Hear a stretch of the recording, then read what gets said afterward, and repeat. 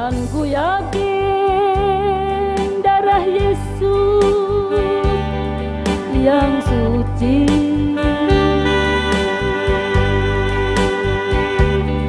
sudah mengalir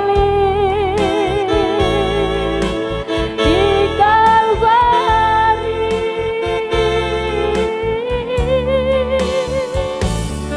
Bila zaman berlalu, dunia menderu, ku tetap pegang salib itu.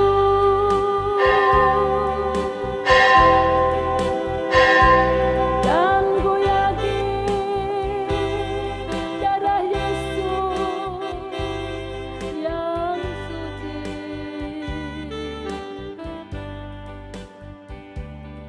sudah mengalir.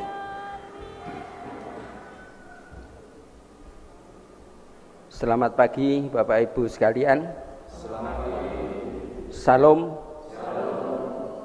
Izinkan kami akan membacakan pesan Paskah 2001 dari Persekutuan Gereja-Gereja di Indonesia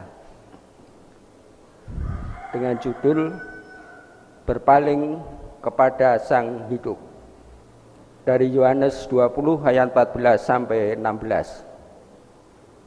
Sesudah berkata demikian, ia menoleh ke belakang dan melihat Yesus berdiri di situ. Tetapi ia tidak tahu bahwa itu adalah Yesus. Kata Yesus kepadanya, "Ibu, mengapa engkau menangis? Siapakah yang engkau cari?" Maria menyangka orang itu adalah penunggu taman. Lalu ia berkata kepadanya, "Tuan, jikalau Tuan yang mengambil dia, katakanlah kepadaku, di mana Tuan meletakkan dia, supaya aku dapat mengambilnya." Kata Yesus kepadanya, "Maria." Maria berpaling dan berkata kepadanya dalam bahasa Ibrani, "Rabuni," artinya guru. Umat Kristiani yang dikasihi Tuhan, selamat Paskah.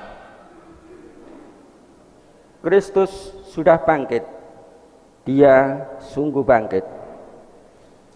Perayaan Paskah dalam masa pandemi COVID-19 saat ini kita mulai masuk dalam kebiasaan baru. Perubahan tatanan kehidupan telah membuat mayoritas gereja di Indonesia melaksanakan ibadah secara online dan atau kombinasi di ruang fisik dan digital. Ketika menghadapi ketakutan dan kesulitan, Maria Magdalena yang dalam Injil Yohanes dicatat sebagai orang pertama yang pergi ke kubur Yesus, menemui kubur yang kosong. Tuhan telah diambil orang dari kuburnya, dan kami tidak tahu di mana ia diletakkan. Di Yohanes 20 ayat 2. Serunya ketika berlari dan mendapati Simon Petrus dan murid yang lain. Dalam dukanya Maria menangis. Ketika Maria kembali lagi ke dalam kubur, dia tidak mengenali malaikat yang bertanya kepadanya, "Ibu, mengapa engkau menangis?" Maria setelah itu menjawab, "Tuhanku telah diambil orang, dan aku tidak tahu di mana ia diletakkan." Yohanes 20 ayat 13. Maria menoleh ke belakang dan melihat seseorang. Sama seperti ketika Maria melihat dua malaikat, Maria juga tidak merasa aneh akan kehadiran sosok ketiga yang juga bertanya, "Ibu, mengapa engkau menangis?"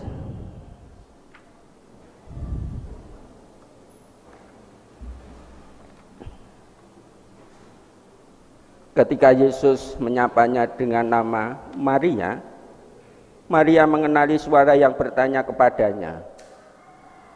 Kali ini dia berpaling, fokusnya beralih ke satu titik. Yesus yang menyapanya secara personal.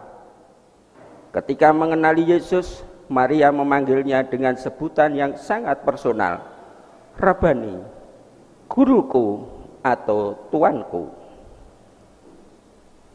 Dalam tangis dan kekhawatiran karena pandemi, kita berseru kepada Allah. Namun kesedihan juga bisa membuat kita tidak mengenali Kristus yang bangkit. Kebangkitan Kristus mengingatkan kita bahwa kematian telah dikalahkan, bahwa Dia tidak meninggalkan kita. Kristus ada di depan kita, dan kita perlu berpaling, memfokuskan pandangan kita kepadanya, Sang Hidup. Namun demikian, oleh berbagai sebab dan kerapuan, kita mungkin terhalang untuk berpaling kepadanya. Tahun ini kita pun masih menangis, namun bukan tanpa harapan. Tahun ini kita menantikan giliran untuk vaksinasi. Jika kita belum mendapatkannya, vaksin ini menjadi satu dari banyak simbol pengharapan yang harus kita pandang sebagai rahmat Allah. Harapan itu ada dan nyata. Karenanya gereja terpanggil untuk mewartakannya dalam langgam perwartaan dan pelayanan. Berita Paskah mengingatkan kita kembali akan Kristus yang hadir dalam berita kebangkitan Kristus yang mengalahkan kematian. Mari kita tetap menjadi umat yang berpaling kepada Sang Hidup. Selamat Paskah. Jakarta, Maret 2001. Teriring salam dan doa atas nama Majelis Pekerja Harian PGI, Ketua Umum Pendeta Kumar Gultom, Sekretaris Umum Pendeta CF Manu Putih. Mari kita menyiapkan hati untuk memasuki pada ibadah pagi ini. Dari kejauhan, Maria Magdalena dan beberapa perempuan bergegas menuju kubur hendak menjenguk dan merempah-rempahi jenazah Yesus. Namun ketika berhenti di depan kubur, Maria tertegun, sedih, bercampur bingung. Maria ingin masuk ke dalam kubur, tetapi ragu. Kemudian ia berlari meninggalkan kubur itu dan mengabarkan peristiwa itu kepada murid lain, bahwa kubur Yesus telah kosong. Simon Petrus dan murid yang lain cepat-cepat ke kubur Yesus. Mereka melihat kubur kosong.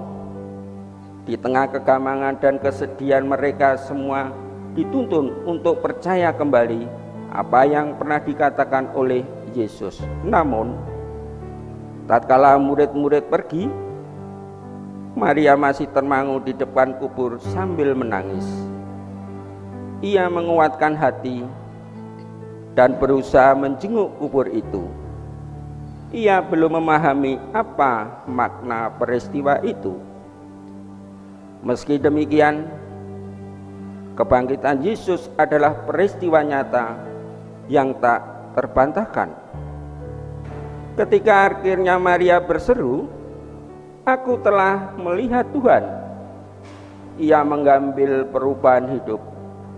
Ia menjadi manusia Paskah, manusia yang punya pengharapan karena Yesus benar-benar bangkit.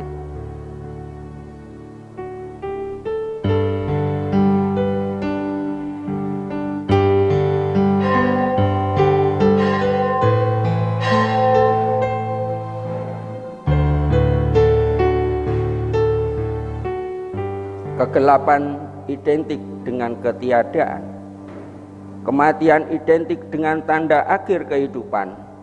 Namun tatkala Yesus bangkit, yang tiada menjadi ada pengharapan baru, ada pemahaman baru, ada semangat baru untuk merayakan keselamatan yang diberikan Tuhan. Jemaat terkasih, mari bersama kita rayakan kebangkitan Yesus Kristus, Tuhan kita, dengan bangkit berdiri dan menyanyikan pujian dari PKJ 88 ayat 1-2. Pagi hari yang sunyi.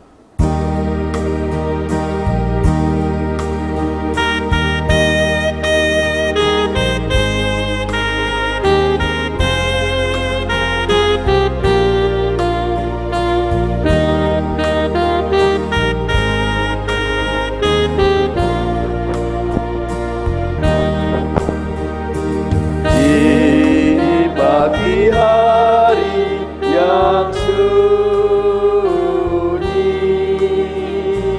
kuburnya terbukalah. Yesus Kristus, Putra Allah,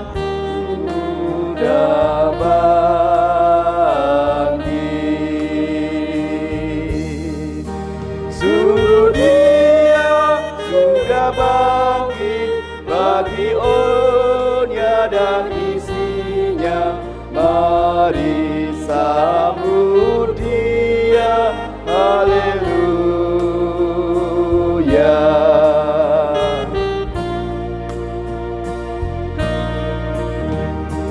Mari semua sambutlah, hari sungguh mulia.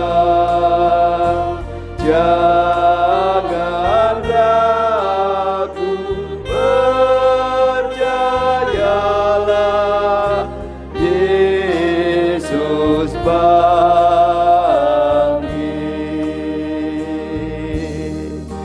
Sungguh Dia sudah bangkit bagi dunia dan isinya, mari sambut Dia, haleluya.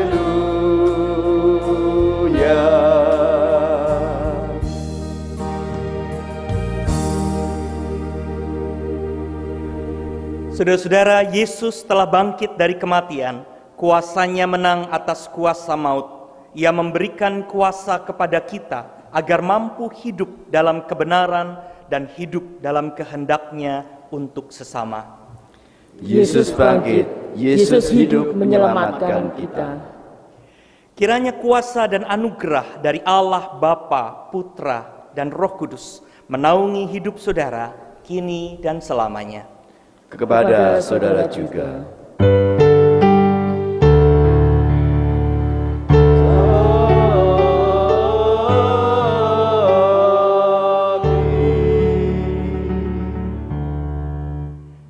Silakan duduk, saudara.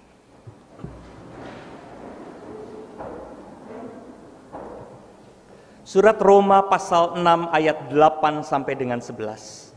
Jadi jika kita telah mati dengan Kristus, kita percaya bahwa kita akan hidup juga dengan Dia, karena kita tahu bahwa Kristus sesudah Ia bangkit dari antara orang mati tidak mati lagi, maut tidak berkuasa lagi atas Dia, sebab kematiannya adalah kematian terhadap dosa satu kali dan untuk selama-lamanya, dan kehidupannya adalah kehidupan bagi Allah. Demikianlah hendaknya kamu memandangnya, bahwa kamu telah mati bagi dosa, tetapi kamu hidup bagi Allah dalam Kristus Yesus.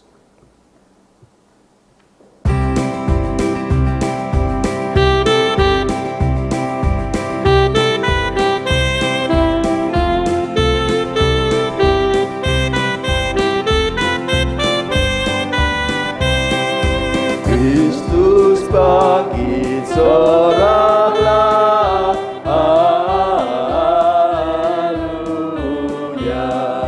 Bumi surga bergema, haleluya.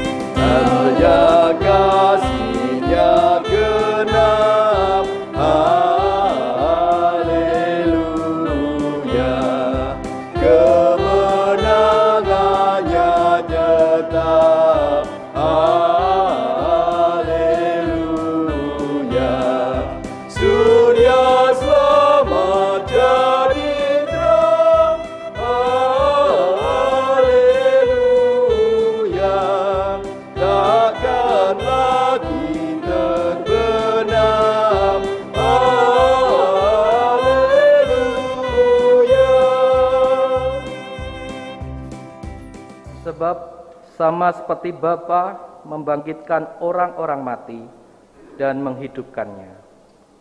Demikian juga Anak menghidupkan barang siapa yang dikehendakinya. Bapa tidak menghakimi siapapun, melainkan telah menyerahkan penghakiman itu seluruhnya kepada Anak, supaya semua orang menghormati Anak sama seperti mereka menghormati Bapa. Barang siapa tidak menghormati Anak, ia juga tidak menghormati Bapa yang mengutus Dia. Yohanes 5 ayat 21 sampai 23. Saudara yang terkasih, kita seharusnya menerima kematian kekal oleh karena dosa dan pelanggaran kita. Namun oleh karena kematian dan kebangkitan Kristus, kita telah menerima hidup. Kita diubahnya menjadi manusia Paskah, manusia yang dipanggil menyatakan kasih dan penghormatan atas kehidupan. Maka jikalau kita belum mampu menghormati yang telah dilakukan oleh Yesus dalam laku kita, saat ini mari kita bersama menyatakan pengakuan dosa secara pribadi. Waktu hening kami persilahkan.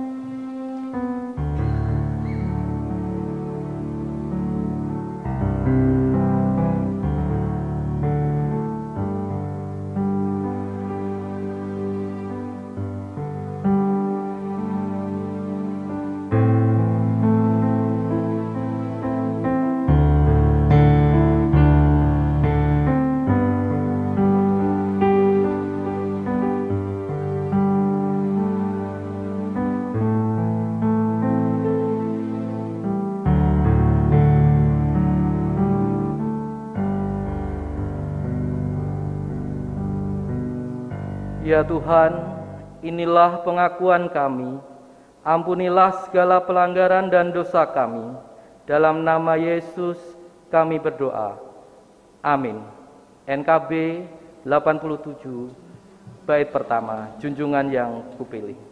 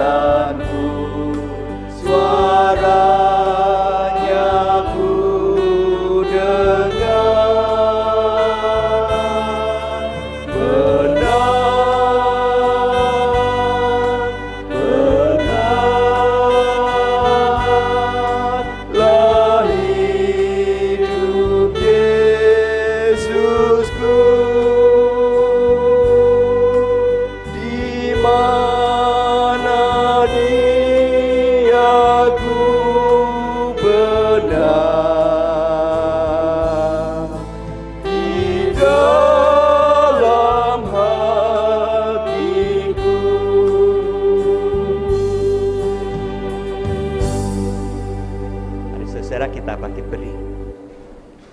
Bagi setiap orang yang sungguh-sungguh bertobat, Tuhan menyatakan anugerah-Nya demikian. Terpujilah Allah dan Bapa Tuhan kita Yesus Kristus, yang karena rahmat-Nya yang besar telah melahirkan kita kembali oleh kebangkitan Yesus Kristus dari antara orang mati kepada suatu hidup yang penuh pengharapan. Demikianlah berita anugerah dari Tuhan. Syukur kepada Allah. Yesus bangkit dan memberikan pengharapan. Salam damai buat saudara sekalian.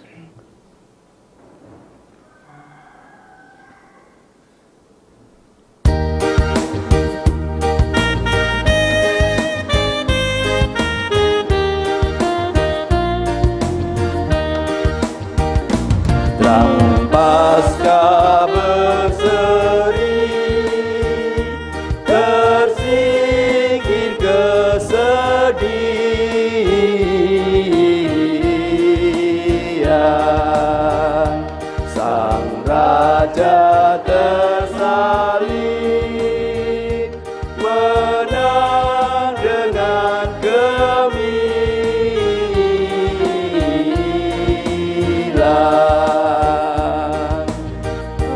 Andaikan Tuhanku tak dibangkitkan lagi, percuma imanku, tetapi Dia bangkit, Dia bangkit, Dia bangkit, Dia bangkit.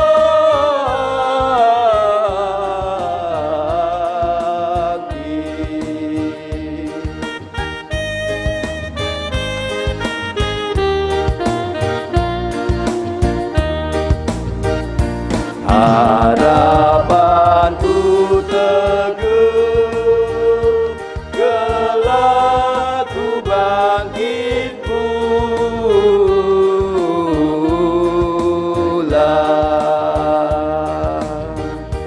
Di waktu menderu, seruan Sang Kekal,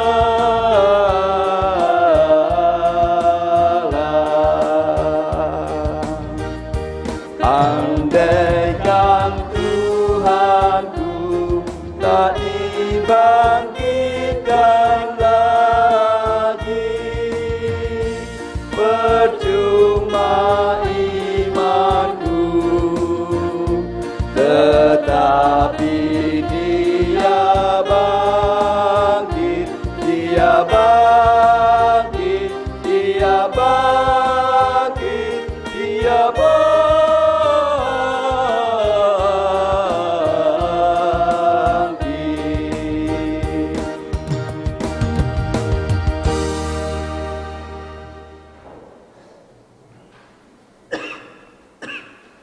Mari saudara-saudara kita berdoa. Ya Tuhan Allah, di dalam kesukacitaan kami dan di dalam iman kami meyakini bahwa Engkau adalah Allah yang mencintai, mengasihi kami umat manusia dan seluruh ciptaan yang ada di bumi ini. Dan karena begitu besar cintamu, karena itu Engkau memberikan dan menghadirkan Yesus Kristus di tengah-tengah kami, yang kami imani sebagai Tuhan, yang kami imani sebagai wujud dari kehadiran Allah di tengah-tengah kami semua, di mana kami dapat melihat dan belajar, di mana kami dapat menjalani jalan yang benar, sehingga kami melakukan apa yang Tuhan kehendaki. Karena itu ya Tuhan, di tengah-tengah hari Paskah dan perayaan Paskah ini, kami ingin mensyukuri kemenangan dari perjalanan yang Tuhan Yesus lakukan di dalam hidup, di tengah-tengah dunia ini, menghadirkan dan memperjuangkan cinta kasih sampai pada akhirnya. Ketika Tuhan mencoba untuk menunjukkan kepada kami semua tentang apa arti melakukan dan menghadirkan hidup yang penuh dengan kehendak Tuhan, kami boleh mensyukuri cinta kasih-Mu melalui kebangkitan Kristus dari tengah-tengah orang mati. Dan kami boleh mengimani akan karya Tuhan di tengah-tengah hidup umat manusia. Karena itu ya Tuhan, pada saat ini di dalam kesukacitaan, kami mau bersama-sama kembali datang kepadamu. Kami ingin kembali merenungkan firman Tuhan dan membiarkan kuasa Roh Kudus-Mu terus menolong kami, agar kami sungguh-sungguh menjadi orang-orang yang mengaku percaya, tetapi juga orang-orang yang menghidupi kepercayaan kami. Kami sungguh-sungguh menjadi orang-orang dan manusia yang boleh disebut sebagai manusia Paskah. Manusia yang boleh belajar, mengimani dan menghidupi kehendak Tuhan, seperti yang sudah Engkau tunjukkan melalui kehadiran, kematian, dan kebangkitan Kristus. Pada saat ini kami akan membaca Alkitab dan merenungkannya bersama-sama. Tuhan, pimpinlah kami semua. Di dalam nama Tuhan Yesus Kristus kami berdoa dan memohon. Amin.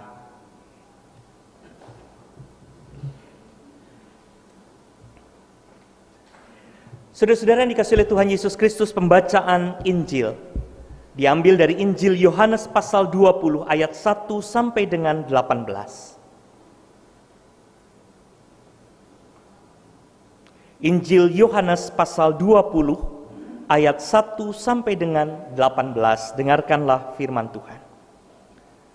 Pada hari pertama minggu itu, pagi-pagi benar, ketika hari masih gelap, pergilah Maria Magdalena ke kubur itu dan ia melihat bahwa batu telah diambil dari kubur.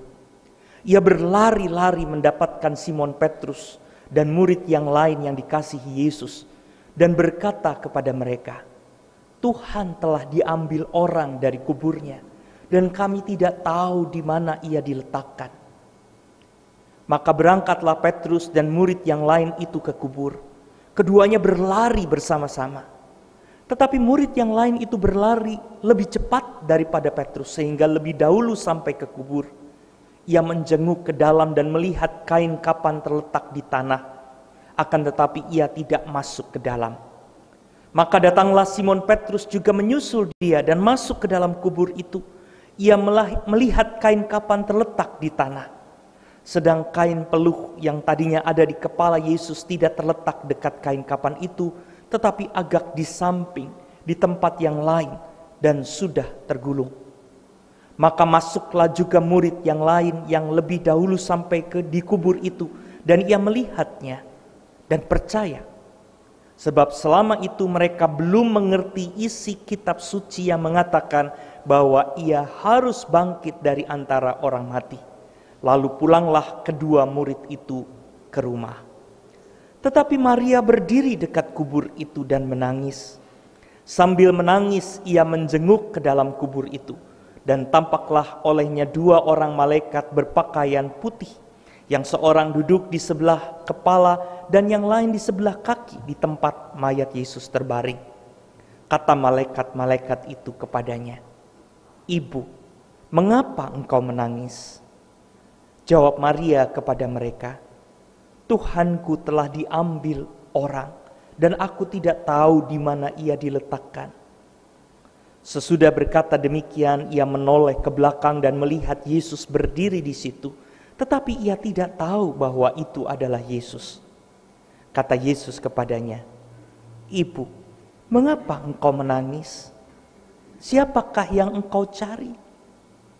Maria menyangka orang itu adalah penunggu taman, lalu berkata kepadanya, "Tuan, jikalau Tuan yang mengambil dia, katakanlah kepadaku di mana Tuan meletakkan dia, supaya aku dapat mengambilnya." Kata Yesus kepadanya, "Maria." Maria berpaling dan berkata kepadanya dalam bahasa Ibrani, "Rabuni," artinya guru. Kata Yesus kepadanya, "Janganlah engkau memegang aku, sebab aku belum pergi kepada Bapa, tetapi pergilah kepada saudara-saudaraku dan katakanlah kepada mereka bahwa sekarang aku akan pergi kepada Bapakku dan Bapamu, kepada Allahku dan Allahmu." Maria Magdalena pergi dan berkata kepada murid-murid, Aku telah melihat Tuhan, dan juga bahwa Dia yang mengatakan hal-hal itu kepadanya. Saudara-saudara, sampai di sini pembacaan Injil Tuhan Yesus Kristus. Berbahagialah kita semua yang mendengarkan firman, tetapi terlebih yang memelihara firman itu dalam hidup sehari-hari. Haleluya. Haleluya, haleluya, haleluya.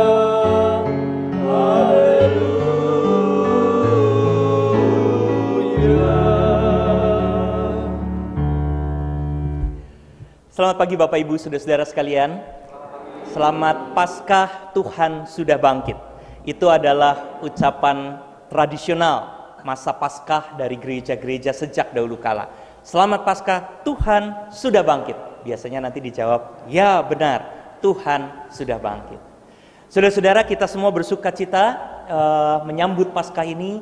Bajunya juga ternyata ada dress code-nya, putih semua kecuali tamu yang datang. Ketahuan, bukan putih, itu istri saya sama anak saya. Nggak tahu ada dress code, harus putih. Dan kita semua bersama-sama mau menyambut masa Paskah ini dengan kesukacitaan karena Tuhan sudah bangkit. Nah, saudara-saudara, tema kita pada saat ini adalah menjadi manusia Paskah. Dan saya membayangkan saudara-saudara menjadi manusia Paskah adalah menjadi orang-orang yang dengan sukacita mengimani Tuhan yang bangkit itu, sungguh-sungguh mencoba untuk menyambut, mencoba untuk percaya, mencoba untuk mengatakan dengan sungguh-sungguh bahwa memang Tuhan sudah bangkit, Tuhan itu hidup. Nah, saudara-saudara, saya rasa ini semua adalah pilar dari kekristenan kita. Ya, saya menyebutnya pilar karena inilah yang membuat kenapa kita berkumpul sebagai gereja. Kita berkumpul sebagai orang beriman karena kita mengimani Yesus. Kalau kita tidak mengimani Yesus, kita bukan gereja. Saya rasa sesederhana itu, begitu ya. Jadi saya selalu ingat dulu ketika saya masih SD, saya dari Bandung, saudara-saudara. Waktu saya masih SD, waktu itu sempat ramai, ada satu sekte di Bandung, sebetulnya datang dari Amerika Serikat, disebut sebagai gereja setan. Dan itu ada komunitasnya, ada tempatnya. Saya nggak pernah datang, nggak pernah memeriksa, tidak pernah peduli juga sih sebetulnya, saudara-saudara. Tapi saya ingat sekali istilah itu, gereja setan, satanic church, itu sempat ramai di Amerika Serikat. Tapi menurut saya ini nggak kreatif. Orang mau nyembah setan, mau nyembah apa ya terserah lah ya, suka-suka dia. Tapi begitu nyembah setan tapi nyebutnya gereja, ini kurang kreatif. Ya, pengen nebeng popularitas gereja gitu. Karena begitu nyebutnya gereja, dia percayanya kepada Kristus begitu loh. Ya, jadi kalau mempercayainya bukan Kristus ya dia bukan gereja. Otomatis dia bukan gereja. Sebutlah mau pakai nama apa gitu yang lain ya. Jangan pakai nama gereja karena begitu kita bicara tentang gereja, maka kita berbicara tentang orang yang percaya kepada Kristus. Dan berarti saudara-saudara, kalau kita adalah gereja, kita percaya kepada Kristus. Percaya kepada Kristus adalah inti dari gereja, inti dari kekristenan. Saya rasa kalau kita memahami tema kita menjadi manusia Paskah, dan itu adalah dalam pengertian bahwa kita mengimani Kristus, kita mau sungguh-sungguh beriman kepada Tuhan Yesus, kita adalah gereja dan kita semua saat ini berkumpul bersama-sama meskipun kita masih ada di dalam masa pandemi, tapi kita percaya bahwa kita dilindungi, kita ada dalam berkat Tuhan Yesus. Saudara-saudara, maka rasanya tema kita selesai, sudah jelas. Kita semua adalah manusia Paskah karena kita percaya pada Kristus. Saudara-saudara masih bersedia datang ke sini di tengah-tengah prokes seperti sekarang, duduknya pisah-pisahan, pakai masker semua, tapi kita tetap masih mau datang, kita menunjukkan iman kita kepada Kristus. Saudara-saudara, ini adalah kebaktian pertama saya dengan anggota jemaat yang benar-benar ada di depan saya dengan jumlah yang paling banyak. Untuk kita ketahui saudara-saudara, karena selama ini saya selalu rekaman. Kalau di GKI rata-rata belum melakukan kebaktian onsite, ya. Hari ini saya rekaman di 2 tempat saudara-saudara. Ya, jadi saya khotbah di 3 tempat sekaligus hari Paskah ini. Yang beneran ada sayanya di GKJ Jonggrangan, begitu ya. Ini yang benar-benar. Ini yang pertama kali saya melihat anggota jemaat ada di gereja dalam jumlah paling banyak. Selama ini saya biasa ngelihat gedung gereja kosong atau rekaman begitu ya di kampus lalu dikirimkan. Kalau saudara-saudara masih mau datang di tengah begitu banyak halangan dan rintangan ya, begitu banyak hal yang harus kita sikapi, Saya rasa kita mencoba untuk menunjukkan iman kita. Saudara sudah menunjukkan iman saudara. Dan saudara berusaha untuk menunjukkan kepercayaan saudara kepada Kristus. Saudara sudah menjadi manusia Paskah. Nah, tapi saudara-saudara, saya rasa menjadi baik kita mencoba untuk sedikit lebih dalam. Apakah karena kita hadir di gedung gereja dengan prokes seperti ini, kita sudah benar-benar menjadi manusia dan orang yang beriman kepada Kristus? Apakah hanya karena gedung gereja sudah mulai lagi penuh dan mulai lagi didatangi oleh anggota gereja, kita semua sudah benar-benar menunjukkan iman dan kita adalah benar-benar manusia yang menyatakan iman kepada Kristus? Saudara-saudara, ini adalah pertanyaan yang menurut saya selalu baik untuk kita tanyakan. Selama 1 tahun 2020 kemarin ya, ketika pandemi mulai di bulan Maret akhir, kemudian April, dan kemudian gereja-gereja mulai harus menyetop sementara kebaktian onsite ya, karena harus melakukannya di tempat masing-masing di rumah dengan macam-macam metode, saudara-saudara, maka itu menjadi satu waktu yang menarik di mana kita semua kembali bertanya sampai sekuat dan seserius apa iman kita kepada Tuhan. Saya rasa itu adalah tema yang sangat sering muncul di berbagai webinar. Salah satu yang juga saya pimpin di beberapa tempat dan beberapa kali kesempatan. Apakah kita benar-benar menjadi orang yang beriman kepada Kristus? Justru ketika kita tidak bisa datang ke gedung gereja. Jadi kalau beriman itu kita ukur datang ke gereja, rasanya kita sudah selesai. Setidaknya bagi saudara-saudara yang bisa dan boleh datang saat ini, saudara sudah menunjukkan iman itu.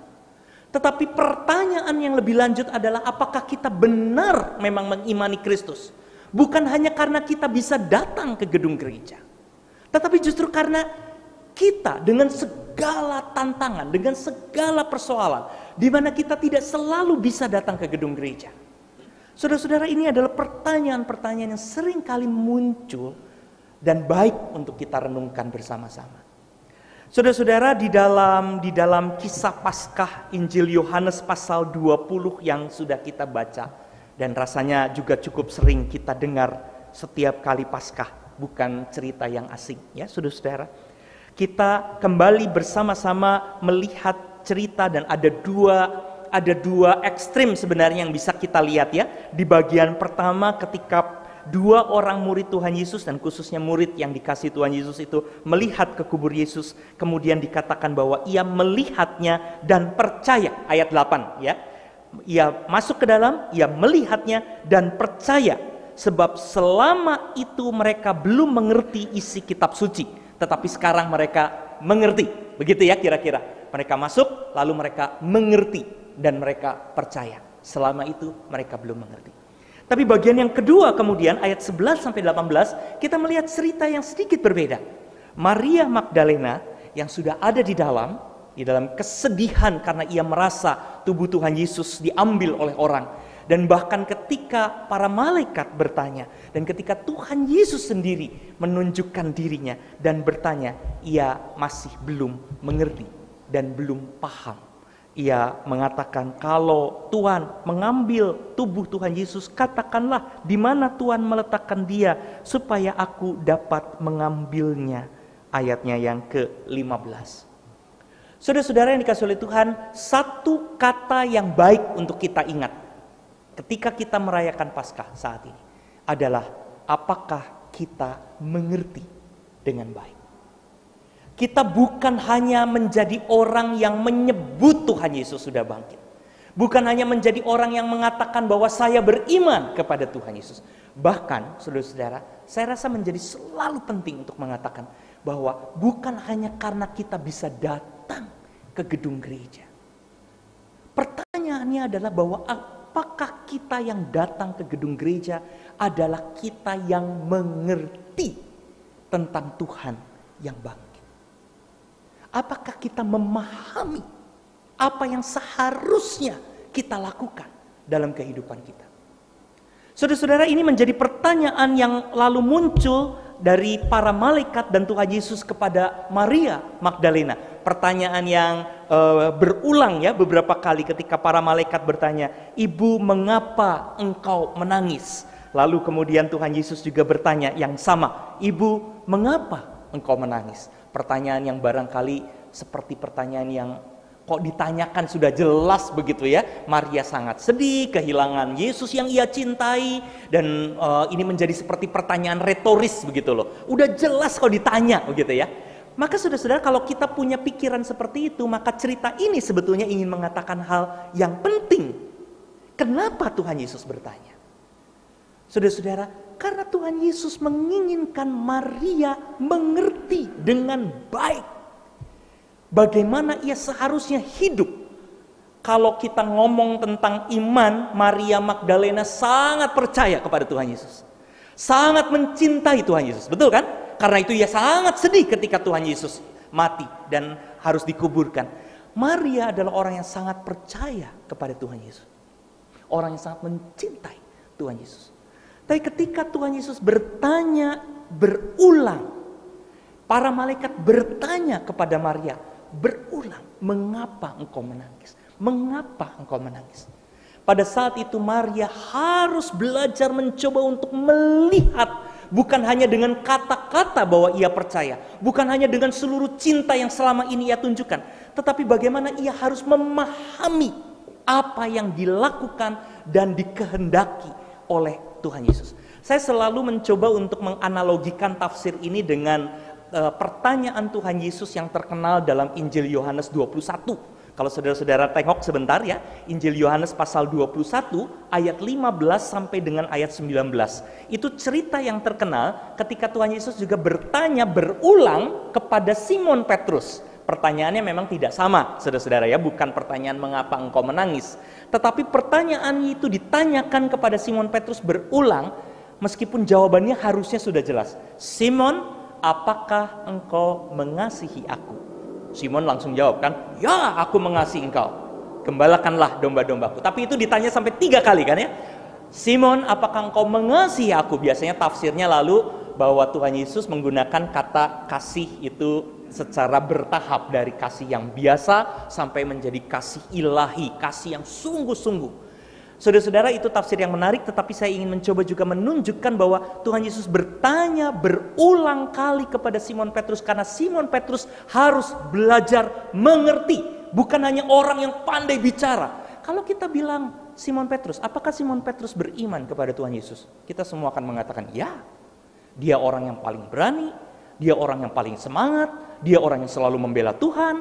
Kalau kita tahu ada FPI, maka Simon Petrus ini anggota front-front seperti itu, ya, front pembela Yesus. Begitu Tuhan Yesus mengatakan aku harus menderita, dia maju paling depan dan mengatakan tidak sekali-kali engkau akan menderita, begitu kan?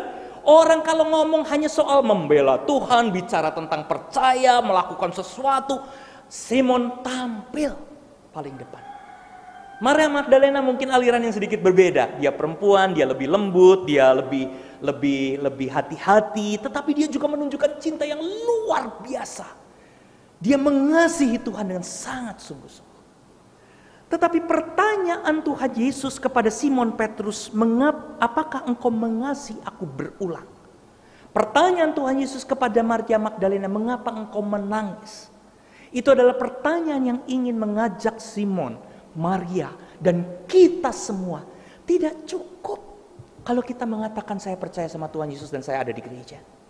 Tidak cukup. Kita harus belajar untuk menjadi orang yang keluar dari diri kita sendiri, keluar dari pikiran-pikiran kita sendiri, mencoba untuk mendengarkan Tuhan dan memahami kehendak Tuhan, mencoba untuk melakukan banyak hal yang barangkali mungkin selama ini tidak pernah kita lakukan, mencoba untuk tidak hanya puas dengan semua apa yang sudah kita bisa kerjakan. Saya seringkali mengatakan di dalam beberapa webinar, saudara-saudara, di tahun 2020 sampai 2021 awal ini, saya mengatakan pandemi ini adalah seperti retreat. Retreat itu adalah masa untuk berhenti sebentar dari seluruh kegiatan gereja yang rutin, lalu mundur untuk melihat dan memikirkan apa yang selama ini kita belum lakukan. Jadi biasanya saudara-saudara, di tengah pandemi yang paling ramai dibicarakan apa? Kapan bisa kebaktian lagi? Itu bukan cuma di GKJ, saya rasa di GKI itu kencangnya luar biasa. Jadi waktu bulan Maret orang ngamuk abis-abisan kepada pimpinan GKI karena GKI memutuskan untuk kita tidak ibadah di gereja onsite, itu pada minggu ketiga bulan Maret, saya ingat sekali, karena salah satu gereja yang paling pertama tutup, ya terutama di Jakarta, GKI, dan orang marah luar biasa, kayak orang tidak beriman saja gitu ya. Meskipun akhirnya semua terpaksa harus ikut karena memang protokol. Tapi bulan Juli, kalau saudara-saudara ingat, ketika PSBB di Jakarta mulai dikendorkan, lalu orang terus bertanya berulang-ulang, kapan kita bisa kebaktian onsite lagi? Kapan kita bisa kebaktian onsite lagi? Sampai sekarang rasanya GKI bahkan belum bisa, karena banyak di kota-kota besar dan anggota jemaat yang sangat beragam sehingga harus ekstra hati-hati. Tapi pertanyaan itu terus muncul, kapan bisa kebaktian? Kapan bisa kebaktian? Saudara-saudara, tentu saya dan kita semua tahu betul itu adalah salah satu tanda iman kita kepada Tuhan. Ya, kecintaan kita kepada Tuhan. Kita sangat ingin menunjukkan syukur dan cinta kita, sehingga kita ingin dan merindukan ibadah. Jadi tidak ada yang salah dengan itu, ya. Tidak ada yang salah dengan itu. Itu adalah tanda dari iman kita. Dan saya rasa kita bersyukur daripada anggota jemaat yang sudah tidak peduli lagi mau ke gereja apa enggak, begitu ya. Ini orang-orang yang masih bersemangat, kapan kita bisa kebaktian lagi? Kita semua bersyukur. Tapi, saudara-saudara, ini hanya soal bagaimana kita melihat dengan tajam.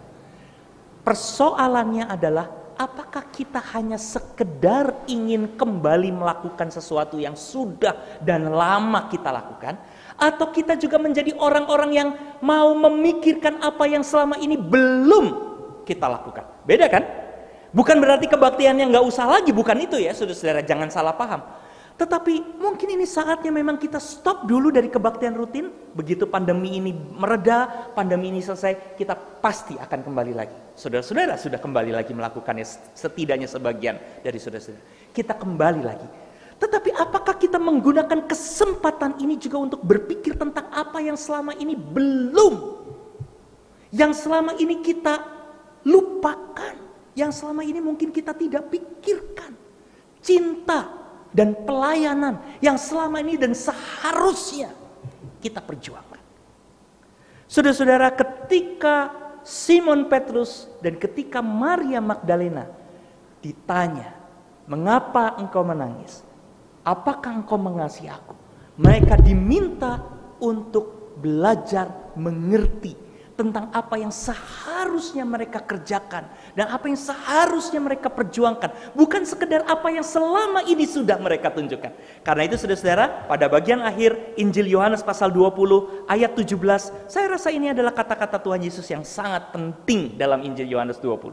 Ketika Tuhan Yesus bilang, ayat 17, kata Yesus kepada Maria Magdalena, "Janganlah engkau memegang aku, sebab aku belum pergi kepada Bapa, tetapi pergilah kepada saudara-saudaraku dan katakanlah kepada mereka bahwa sekarang aku akan pergi kepada Bapakku dan Bapamu, kepada Allahku dan Allahmu."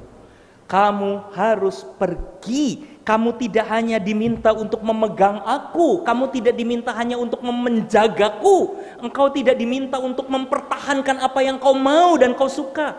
Maria Magdalena tidak pernah diminta untuk mengerjakan apa yang selama ini dia sudah lakukan. Tuhan Yesus sudah tahu kalau soal cinta Maria Magdalena. Tetapi Maria Magdalena saat ini bukan diminta untuk memegang Tuhan Yesus, tapi untuk pergi memberitakan dan melakukan kehendak Tuhan. Saya suka mengatakan saudara-saudara, salah satu godaan orang beragama adalah posesif. Ya, itu godaan. Bukan cuma seorang orang radikal yang jadi teroris ya, saudara-saudara. Itu kan jelas posesif. Ingin ingin mencoba untuk menguasai apapun tentang Tuhan menurut mereka. Ya, menurut satu tafsir, menurut satu ajaran. Lalu akhirnya menganggap semua orang yang berbeda adalah lawan dan musuh. Tapi saya rasa saudara-saudara, itu bukan cuma godaan kelompok tertentu, itu godaan banyak orang dalam agama. Kita lalu berpikir kita kenal Tuhan, lalu ingin menguasai Tuhan, dan kemudian ingin mengontrol Tuhan menurut apa yang kita mau. Menurut ibadah yang kita suka, menurut gaya yang kita suka, menurut keinginan dan ajaran yang kita suka, menurut apapun yang kita anggap itu baik dan menyenangkan kita. Dan itu kemudian kita katakan kita sedang mencintai Tuhan. Tapi ketika Tuhan Yesus bilang, Maria jangan pegang aku. Engkau bukan diminta untuk memegangi aku.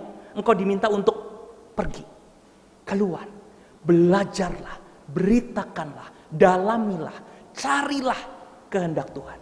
Maria diminta untuk keluar dari dirinya. Karena beriman kepada Tuhan adalah mencari dan memahami kebenaran tentang Tuhan. Bukan hanya sekedar melakukan apa yang selama ini sudah kita lakukan. Jadi kalau pakai bahasa yang biasa digunakan, jangan gereja itu sekedar bicara tentang apa yang selama ini sudah kita kerjakan, tapi tidak pernah berpikir tentang apa yang baru yang harus kita pikirkan.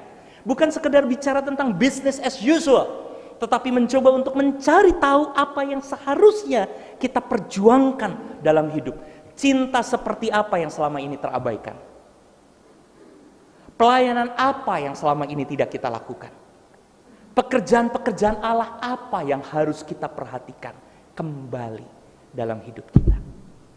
Saudara-saudara, menjadi manusia Paskah adalah menjadi manusia yang bukan hanya memegang Tuhan Yesus dan berpikir kita sudah beriman kepada Tuhan, tapi menjadi manusia yang mau diutus oleh Tuhan, pergi keluar, mencari dan menggali kehendak Tuhan, dan melakukan apa yang selama ini belum kita kerjakan dengan sungguh-sungguh dalam hidup. Memperjuangkan cinta kasih dalam kehidupan kita yang selama ini mungkin terabaikan dalam hidup.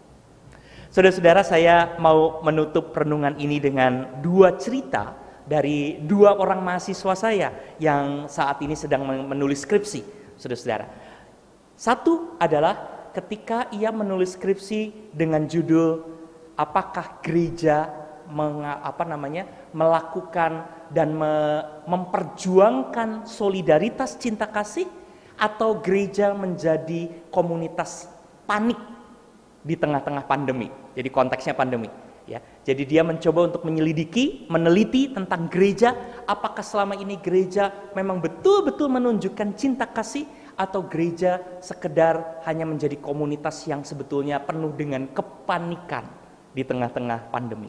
Dan dia mencoba untuk menemukan ketika gereja sibuk dan pimpinan gereja sibuk untuk mencoba melakukan kegiatan gereja kembali tanpa prokes, tanpa kesungguhan untuk menjaga. Saya yakin di GKJ Jonggrangan kita berusaha untuk menjaga prokes ya dengan sungguh-sungguh meskipun kita melakukan kebaktian onsite. Tetapi di dalam penelitiannya ia mencoba melihat beberapa gereja yang demi mengerjakan dan melakukan kembali ibadahnya tanpa prokes. Dan itu sebetulnya sempat terjadi beberapa kali di awal-awal tahun 2020. Sehingga kemudian gereja menjadi klaster-klaster, begitu ya. Dengan atas nama iman kepada Tuhan, menyelenggarakan kegiatan-kegiatan demi supaya kegiatan jangan berhenti, lalu lakukan sesuatu tanpa perhatian, tanpa kesungguhan, akhirnya lalu menjadi masalah. Dan ia mencoba untuk menunjukkan bahwa gereja sebetulnya di situ adalah komunitas yang sedang menunjukkan kepanikan dalam hidup. Dia tidak tahu apa yang harus dilakukan. Yang diketahui oleh gereja cuma satu, bikin kebaktian. Dan begitu kebaktian tidak bisa dilakukan, lalu gereja panik, tidak tahu harus bikin apa. Saudara-saudara, saya rasa ini adalah bagian dari refleksi kita. Ya, apakah gereja adalah hanya sekedar melakukan kebaktian hari Minggu? Bukan, saudara-saudara. Gereja itu adalah kita semua dalam kehidupan sehari-hari, di keluarga, di pekerjaan, dalam kehidupan. Ketika gereja tidak bisa melakukan ibadah, apakah gereja bukan gereja? Tidak, kita adalah gereja ketika kita sungguh-sungguh memperjuangkan iman. Karena itu mahasiswa saya mencoba untuk memperlihatkan ketika gereja hanya punya satu program yang dia pikir atau kita pikir satu-satunya tanda bahwa kita gereja, melakukan ibadah minggu, akhirnya memaksakan itu di tengah-tengah pandemi dan di tengah-tengah kesulitan, memaksakan tanpa protokol kesehatan, maka gereja sebetulnya adalah gereja yang panik, gereja yang tidak tahu apa yang harus dilakukan. Saya ingin mengajak teman-teman dan saudara-saudara jemaat GKJ Jonggrangan, jangan jadi gereja yang panik. Kita harus menjadi gereja yang belajar kepada Kristus yang bangkit.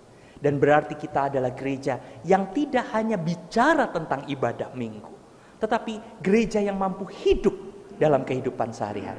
Mahasiswa saya yang kedua itu melakukan penelitian tentang keluarga. Keluarga yang menjadi gereja. Ketika gereja tidak bisa lagi kumpul bersama-sama di hari Minggu di gedung gereja, tempat di mana gereja tetap mampu menjadi gereja adalah di rumah.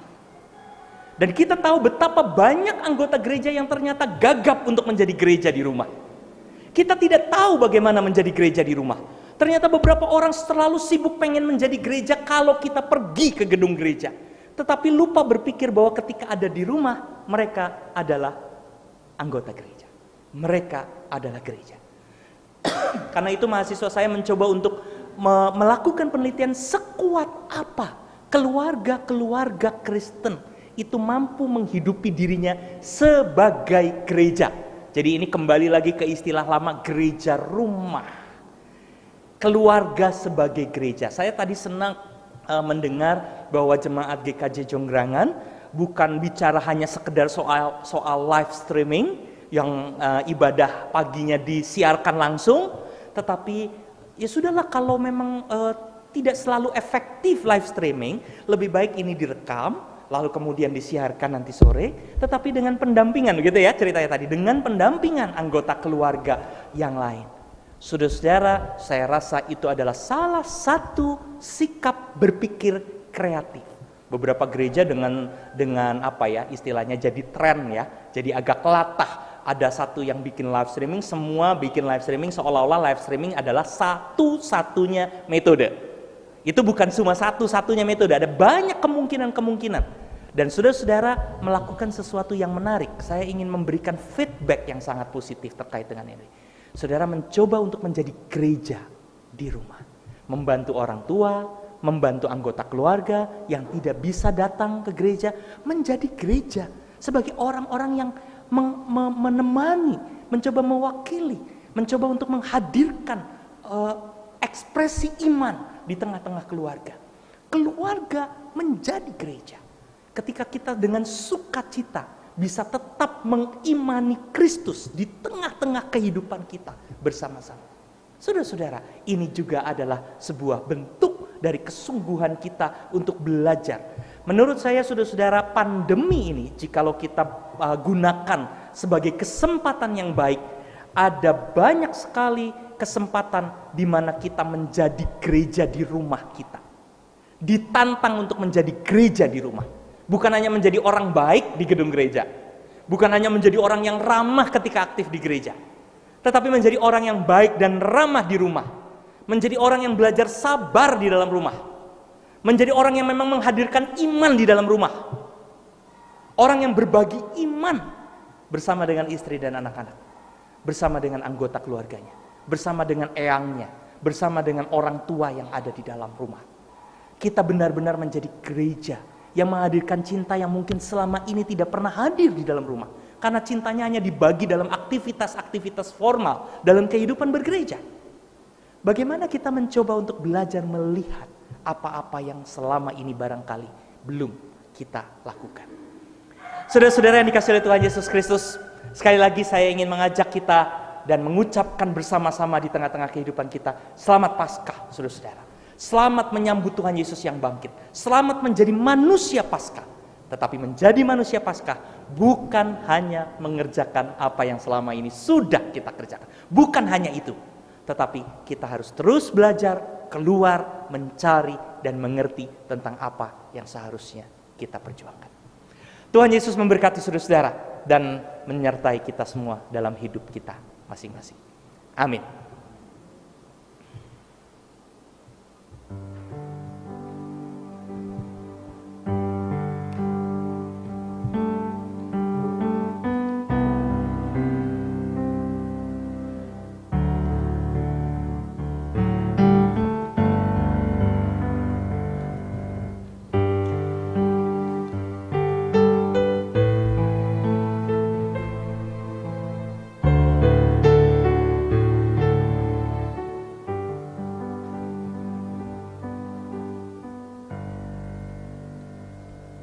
Bapak Ibu yang terkasih dalam Tuhan Yesus Kristus, marilah kita berdiri.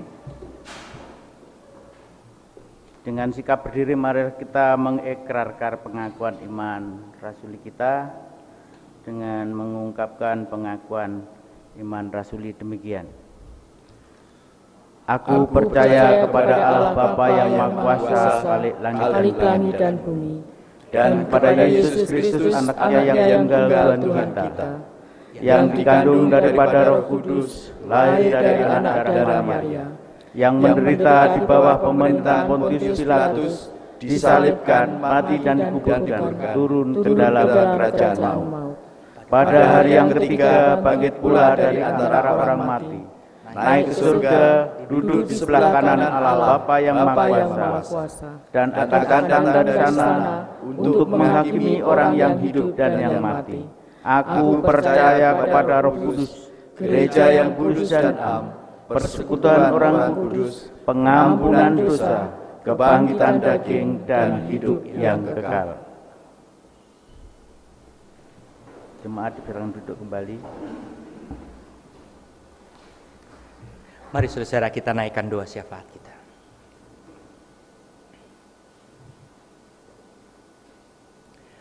Ya Tuhan Allah yang baik, pada saat ini kami bersama-sama menaikkan doa syafaat kami. Pertama-tama kami ingin berdoa bagi gereja Tuhan dimanapun Engkau menempatkan dan menghadirkan gereja, termasuk jemaat Tuhan GKJ Jonggrangan Klaten di tempat ini. Kami memohon ya Tuhan, kiranya kami senantiasa mampu untuk mendengarkan pertanyaan Tuhan, mampu mendengarkan perintah Tuhan di tengah-tengah iman kami kepada Engkau Tuhan Yesus Kristus, yang kami percaya sebagai Allah yang hadir di tengah-tengah dunia ini.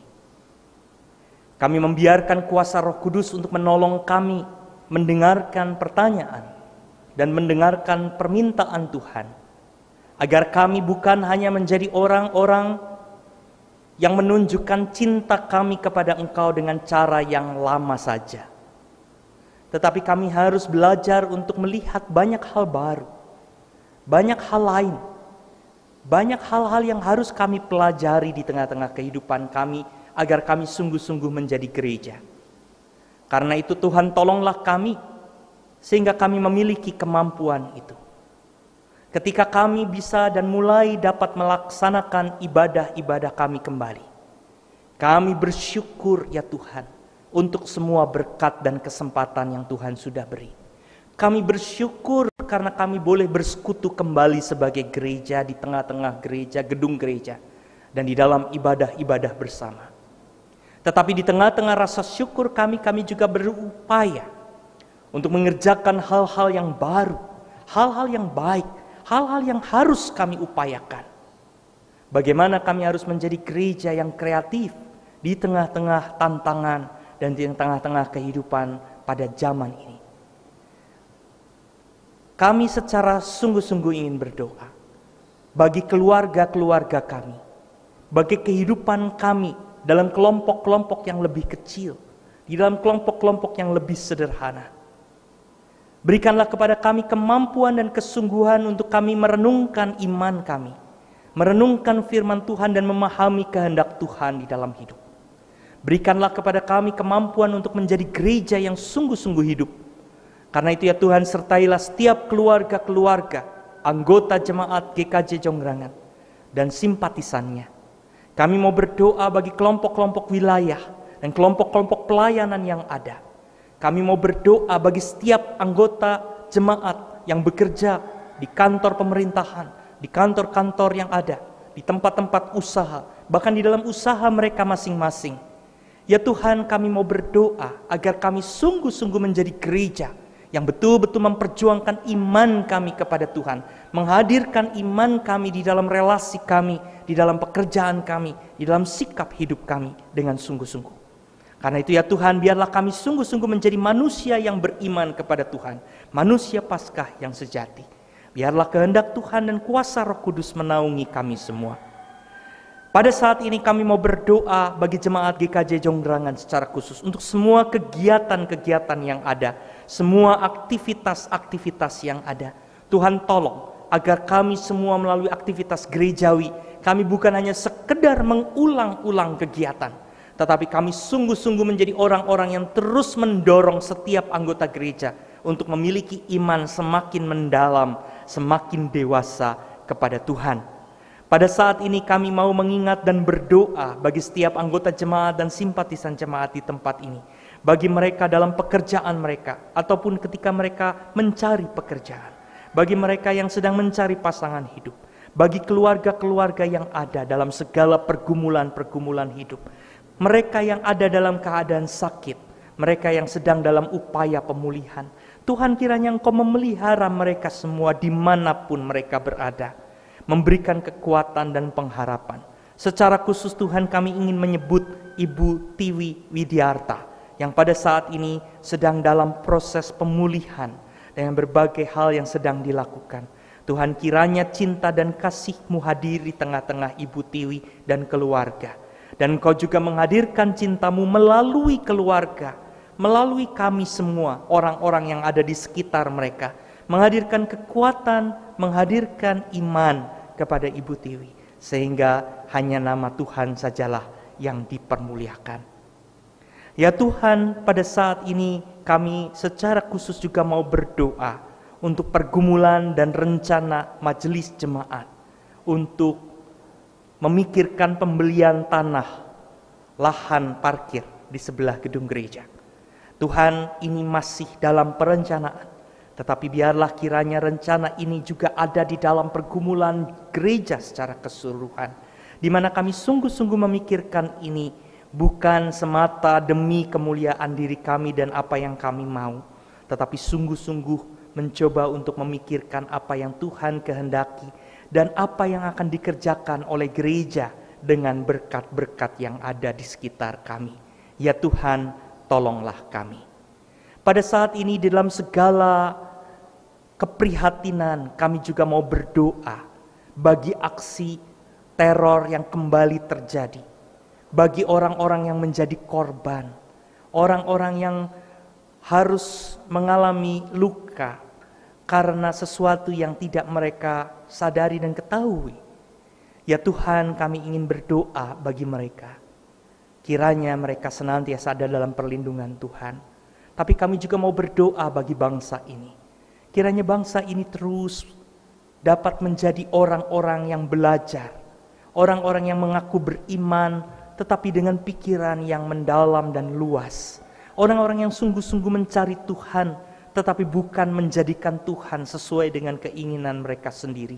Tetapi membiarkan kehendak Tuhan yang betul-betul menguasai hidup mereka. Ya Tuhan, tolonglah kami, tolonglah bangsa kami. Tolonglah orang-orang yang pada saat ini terpapar dengan radikalisme, dengan pemikiran-pemikiran yang sempit. Kami mau menyerahkan segala keberadaan kami ini ke dalam tangan Tuhan. Pada akhirnya ya Tuhan, kami ingin berdoa untuk pandemi yang masih terjadi sampai dengan saat ini. Kami percaya Tuhan, hanya karena kehendak-Mu lah, maka pandemi ini juga dapat berakhir. Dan kami percaya Tuhan, segala sesuatu hanya akan terjadi secara benar dan baik menurut kehendak-Mu. Dan kami ingin berserah kepada Tuhan. Dan biarlah di tengah-tengah pandemi ini, kami sungguh-sungguh terus belajar dan terus mencari kehendak Tuhan.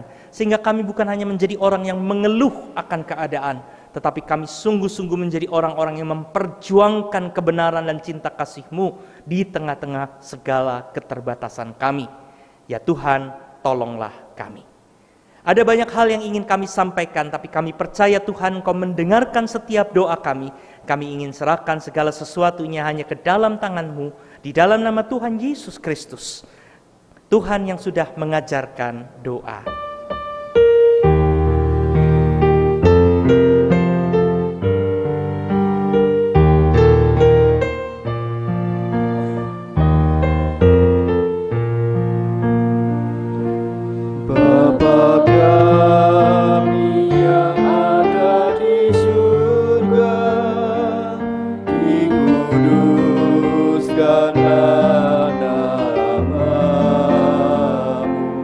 Datang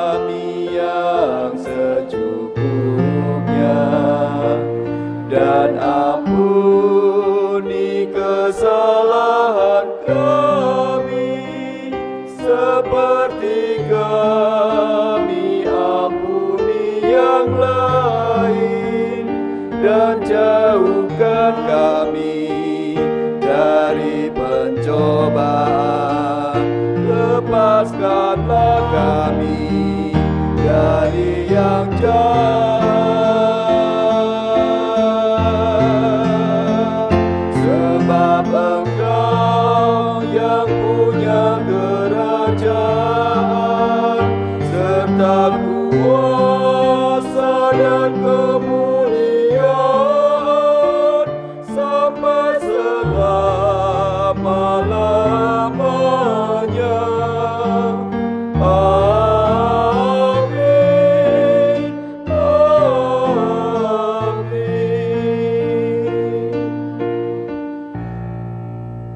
Jemaat yang terkasih, tiba waktunya kita untuk mengaturkan persembahan sebagai rasa ucap syukur kita atas setiap pengampunan dosa dan berkat-berkat yang kita terima. Ayat nas untuk mengaturkan persembahan pada pagi hari ini terambil dari Lukas 21 ayat 3 sampai dengan yang keempat. Lalu ia berkata, aku berkata kepadamu, sesungguhnya janda miskin ini memberi lebih banyak daripada semua orang itu. Sebab mereka semua memberi persembahannya dari kelimpahannya, tetapi janda ini memberi dari kekurangannya, bahkan ia memberi seluruh nafkahnya. Demikianlah ayat untuk mendasari kita untuk mengaturkan setiap persembahan kita. Dan marilah kita memuji nama Tuhan dari NKB 196 bait yang pertama, ku beroleh berkat.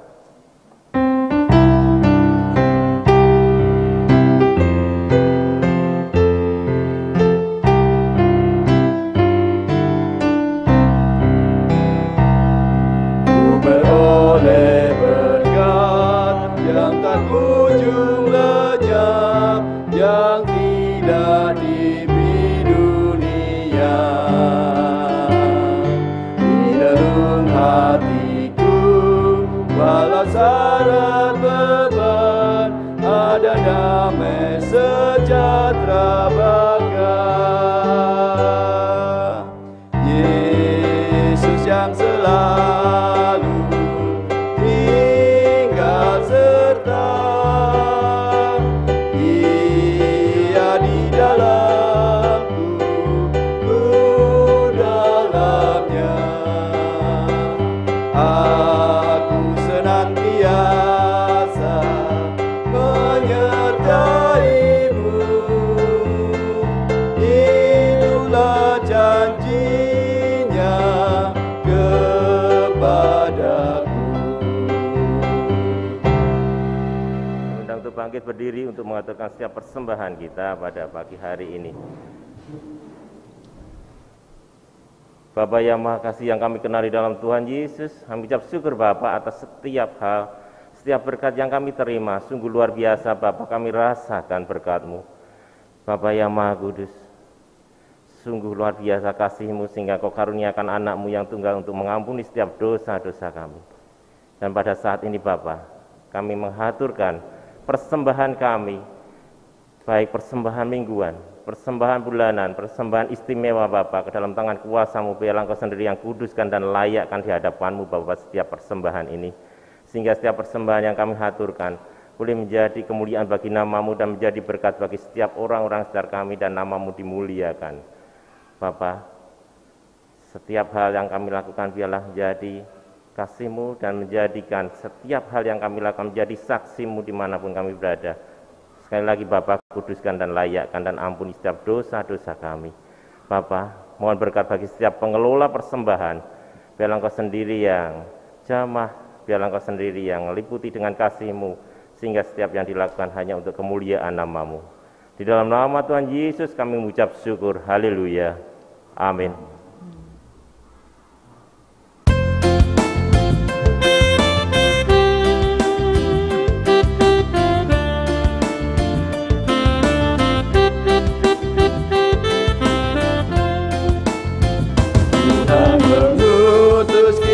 Ke dalam dunia, bawa pelita kepada yang gelap, meski dihina serta dilanda duka, harus melayani dengan sepenuh, dengan senang,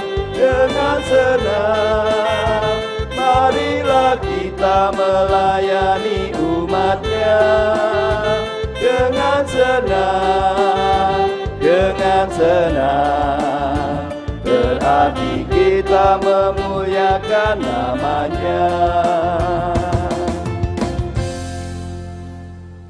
Saudara-saudara, Yesus telah bangkit dan oleh karena kuasa kebangkitannya, kita dikuatkan dan dimampukan menjadi manusia Paskah. Karena itu arahkanlah hatimu kepada Tuhan.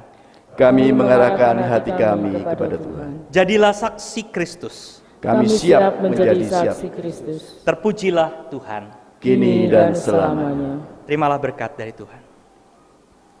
Terpujilah Allah dan Bapa Tuhan kita Yesus Kristus, yang karena rahmat-Nya yang besar telah melahirkan kita kembali oleh kebangkitan Yesus Kristus dan di antara orang mati dan kepada suatu hidup yang penuh pengharapan untuk menerima suatu bagian yang tidak dapat binasa, yang tidak dapat cemar dan tidak dapat layu, yang tersimpan di sorga bagi saudara. Amin.